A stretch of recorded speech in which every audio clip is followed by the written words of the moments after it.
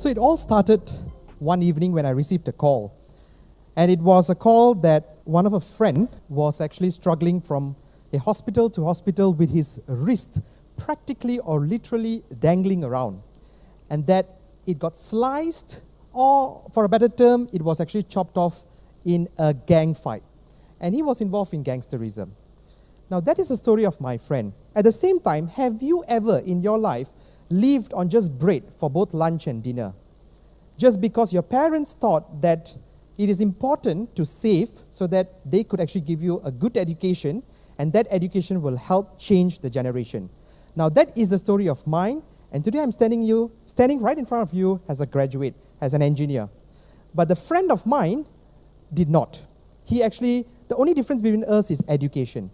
He dropped off of school, he got into gangs, and he got into that darkness. And that darkness is irreversible, and there's actually no turning back because it's so lucrative, from drugs to gangs to a lot of more violations. Now that is where we realized that we needed to change. And we introduced a one life, one model concept. With just $3,000 in hands, we had no access to capital, no access to power.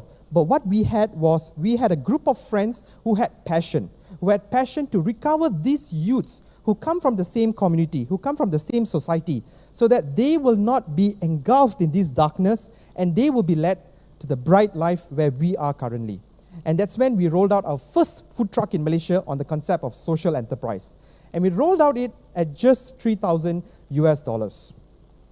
Now, during the day, it sold food to the people of KL, urban KL, and at night, it started to give out food for the homeless community. And we then realized that it no longer just became a model to help one youth or one boy, because the doors opened up to more at risk. There were a lot of homeless communities. Just imagine a mother wheeling around her pushcart with a baby in there, and you see more children following. They walk 1 kilometer, 2 kilometers so that they can come and access your orange food truck, because they knew that every night we would be there with food.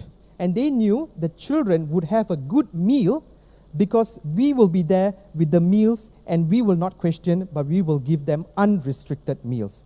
And that's how it changed. And just imagine, at one day we realized that this is not going to stop. And we moved into the first social enterprise-based restaurant in Malaysia. And at that point of time, every day when we get there, when we wheel off our shutters, we will see kids, young children, right at the door spot. And they would have traveled states after states with their parents, because their parents believed that we would help them to recover from social ills. We would help them to put them back into where they belong, and not on the newspaper for the headlines where they would have been involved in robbery or any sort of juvenile. And then we realized that our social enterprise can't just be a mere food truck or a restaurant. And that's when we started to build an institution for change. We built an education social enterprise so that we could train, upskill, reskill, cross-skill any graduates that are unemployed, so that they would be able to have decent employment. At the same time, they will be the beacon of hope for their own families.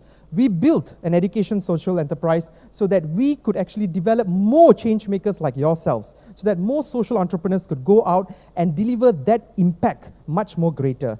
We built a social brand called Masala Wheels, so that when you eat there, you will realize that it's calories for good.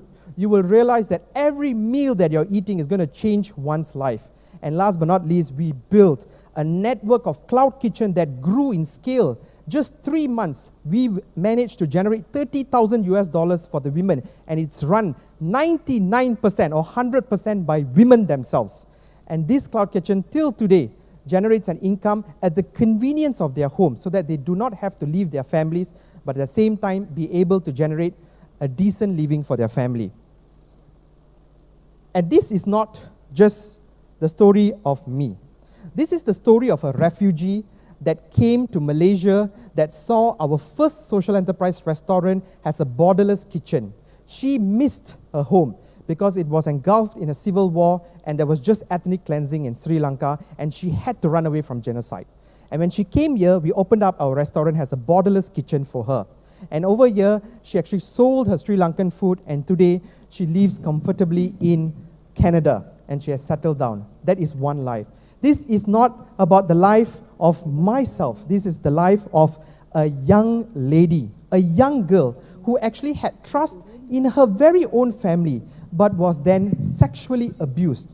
And she crossed states by states because she felt that there was hope in the brothers that she saw in the news. She felt that this orange elephant would be able to give her that hope. And when she landed, with the meals that we sold, we hired her as a customer executive, but she was a dropout from school.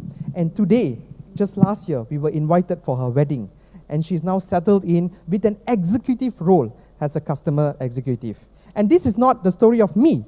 This is the story of a woman who has 9 people in her house, and she lives in one of the smallest square feet, about 800 square feet. And she has 9 people, and she's a single mother, and she has no one to rely on because there's just so much of burden on her. And she had a suicidal moment because she thought she cannot fend for them. But we brought her. We established a cloud kitchen for her, and we told her that she can actually generate an income, and she today earns almost $2,500 per month, and she is a beacon of hope for her own ladies in her own community. And today she is one of the lead mentors for us when it comes to entrepreneurship program for women.